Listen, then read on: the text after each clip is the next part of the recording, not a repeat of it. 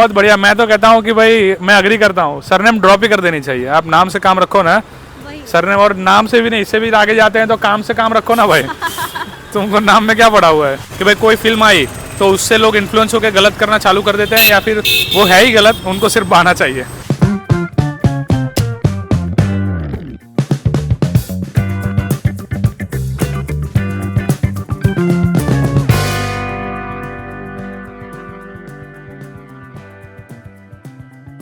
नमस्कार दोस्तों, welcome to TNN। और जैसे कि हम सर्वे करते रहते हैं और लोगों से मिलते रहते हैं, इंटरेस्टिंग बातें करते रहते हैं, देश दुनिया में क्या चल रहा है उसके बारे में बात करते हैं। तो आज हमारे साथ हैं content writer Rajshree ji. Ma'am, welcome to Nukkad network. और इनको हमने रास्ते में ही रोक लिया कि भाई 2 मिनट हमसे बात करिए, तो और ये रुक गए, हमें समय दे रहे हैं, इसके लिए इनका बेहद बेहद शुक्रिया। Welcome to TNN। Rajshree ji, पहले मैं ये कहना चाहता हूँ कि आप इतनी बढ़िया फील्ड में काम करते हो कि भाई कंटेंट राइटिंग करते हो और अच्छी अच्छी कहानियाँ लिखते हो, तो कई सारी ऐसी कहानियाँ आपको जानने में आई होगी, सुनने में आई होगी। तो क्या आपको लगता है ये अभी कि वुमन का जो हैरेसमेंट एट वर्क, जो एक गवर्नमेंट ने लॉ बनाया है कि भाई जो वर्क प्लेस है वहाँ पर विमेंस को आज भी हैरेसमेंट का इश्यू फेस करना पड़ता है, तो उसके बारे में आप क्या कहना चाहेंगे? हाँ, वो इशू तो नॉर्मल है। मतलब वो अगर आप लो भी बनाओगे तो वो मुझे लगता है कि वो एक मेंटालिटी सी बन गई है, वो चेंज नहीं होने वाली। हाँ, कभी कभी ऐसा होता है कि कभी कभी कोई सिचुएशन पे हमें थोड़ी प्रिविलेज मिल जाए, बट ये वाला इशू ऐसा है कि हर चीज़ में अगर आप नॉर्मली घर पे भी देखो तो कहीं ना कहीं ये वाला इशू वुमन को प्रॉब्लम्स देगा ही देगा। सबको कभी ना कभी कुछ ना कुछ फेस करना ही पड़ता है। हाँ, और वर्क कल्चर में तो ये ज़्यादा रहता है। वर्क कल्चर में तो ये कहीं ना कहीं ऐसा होता है कि वुमेन्स, मतलब अगर मेंस जो थोड़े ज़्यादा है तो वो लेडीज़ वहाँ दब के ही रह जाती है। कभी कभी ऐसा होता है लेडीज़ आगे नहीं जा पाती, कभी आगे जाती है भी है तो वहाँ उसको बहुत सारी चीज़ें सुनने को मिलती है जो कि गलत है। तो आपने कभी ऐसा पर्टिकुलर कोई सिचुएशन फेस की है? हाँ, 1-2 बार थोड़ी बहुत। तो आपको क्या लगता है ये जैसे गवर्नमेंट के लॉज हैं तो उससे कुछ फ़ायदा हो रहा है? लॉस तो है, पर मुझे लगता है कि लोग अवेयर तो होने चाहिए ना, क्योंकि जैसे हेल्पलाइन नंबर है तो लोगों को उतनी अवेयरनेस होनी चाहिए कि कभी कभी ऐसी कोई सिचुएशन आ जाए तो वो जाके डायल करे। ऐसा कुछ तो होना चाहिए। मतलब लोगों में अवेयरनेस नहीं है, लोगों का यूज़ इन चीज़ों का यूज़ कैसे करना है वो ज़्यादा, मतलब उनके पास वो चीज़ की अवेयरनेस नहीं है।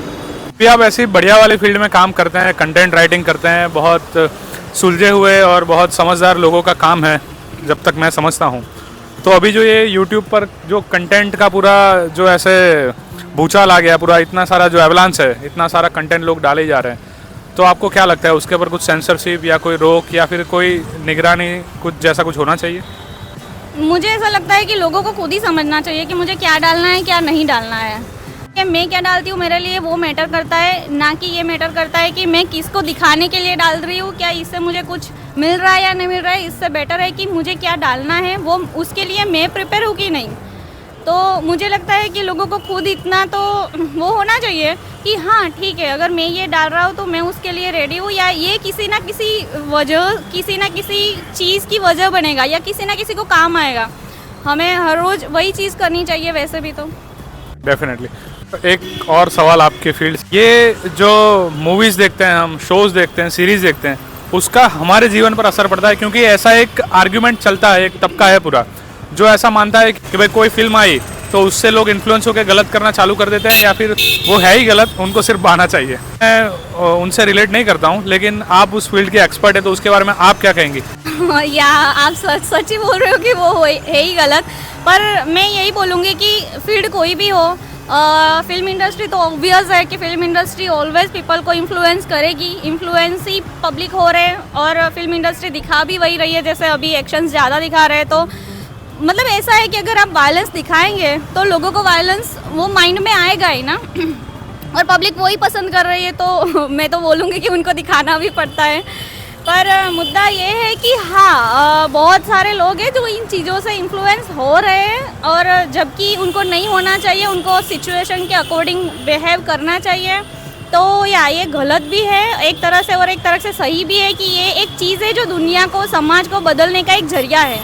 तो लोगों को एट द पॉइंट लोगों को ये देखना चाहिए कि आप क्या दिखा रहे हो लोगों को, क्या आप लोगों को कि समाज को किस तरह ले जा रहे हो, वो आपको पता होना चाहिए, आप उसका जरिया हो।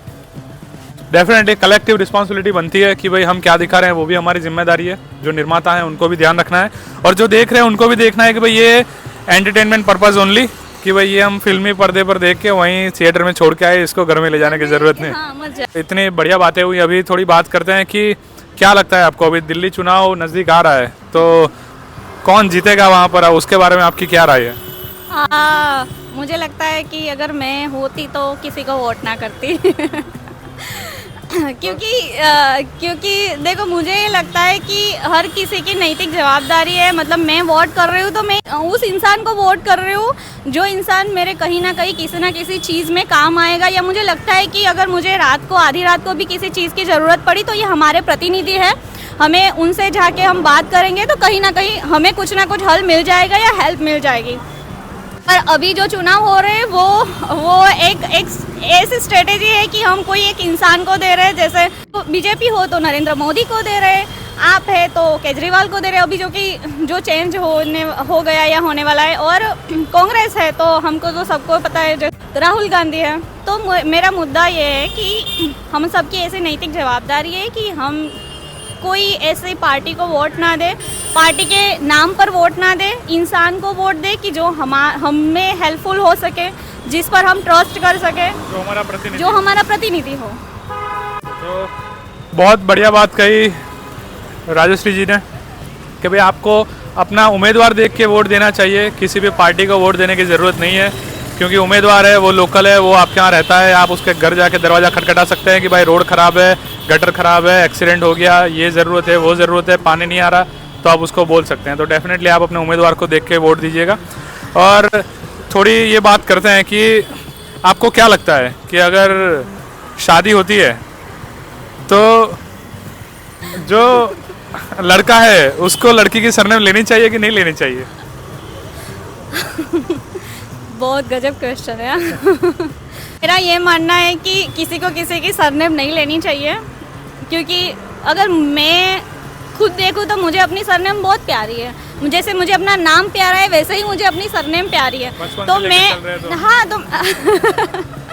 तो मैं यही बोलूँगी कि ना लड़के को लड़के की सरनेम लेनी चाहिए, ना लड़की को लड़के की लेनी चाहिए। जो भी नॉर्मल सा चल रहा है, मतलब जो लड़की आती है उसके नाम से आती है तो वो अपने सरनेम से भी आनी चाहिए, वो अपने सरनेम से ही जानी चाहिए, मुझे ऐसा लग रहा है। क्या बात है, बहुत बढ़िया। मैं तो कहता हूँ कि भाई मैं अग्री करता हूँ, सरनेम ड्रॉप ही कर देनी चाहिए। आप नाम से काम रखो ना, सरनेम, और नाम से भी नहीं, इससे भी आगे जाते हैं तो काम से काम रखो ना भाई तुमको नाम में क्या पड़ा हुआ है। तो अभी ये पर सवाल है, अपना ढांचा ऐसा है, तो अभी बच्चा आ गया, शादी कर ली किसी ने और उनका बेटा है, तो फिर उसको किसकी सरनेम, वो तो उसको तो पता भी नहीं है ना, तो उसको उस पे छोड़ो कि उसको क्या करना है। जैसे दो रिलीजियस होते हैं, कभी कभी ऐसा नहीं होता कि दो अलग अलग रिलीजियस में शादी होती है तो, और वो शादी बहुत अच्छी चलती है तो तब अगर लड़का उसको खुद चूज करने दो ना कि उसको कौन से रिलीजियस को एक्सेप्ट करना है। उसको क्यों थोपा जाए कि ये रिलीजियस, मतलब तुम्हारे पापा का रिलीजियस ये है तो इसके वजह तुम ये सिलेक्ट करो।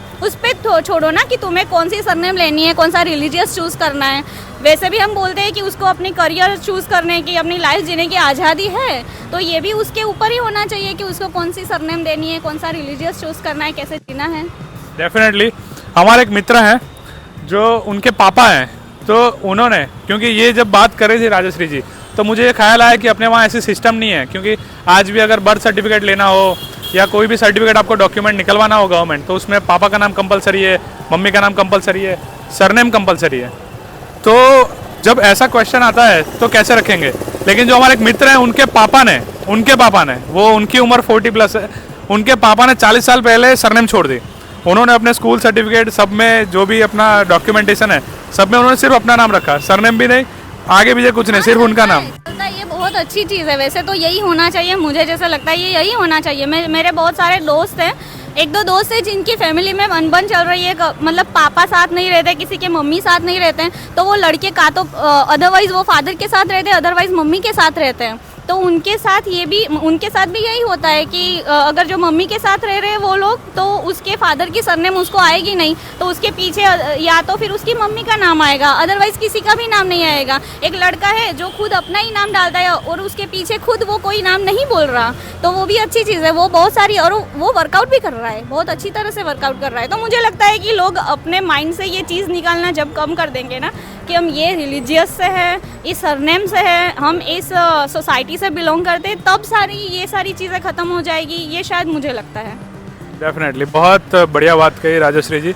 ऐसी बात एक सुलझी हुई फीमेल और जो एक लेवल की कंटेंट राइटर, एक समझदार व्यक्ति, एक प्रज्ञा वाले व्यक्ति ऐसी बात कर सकती है।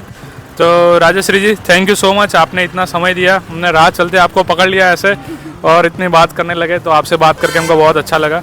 हम आशा रखते हैं आपसे फिर कभी ऐसे ही मुलाकात हो जाएगी तो फिर से बात करेंगे आपसे। Thank you so much. ऐसे ही पकड़ लेना, फिर बोल देंगे कुछ ना कुछ। ठीक है, चलिए, थैंक यू। हमारे जो दर्शक हैं उन सबको कह दीजिए कि भाई हमारे चैनल को सब्सक्राइब करें, लाइक करें, फॉलो करें।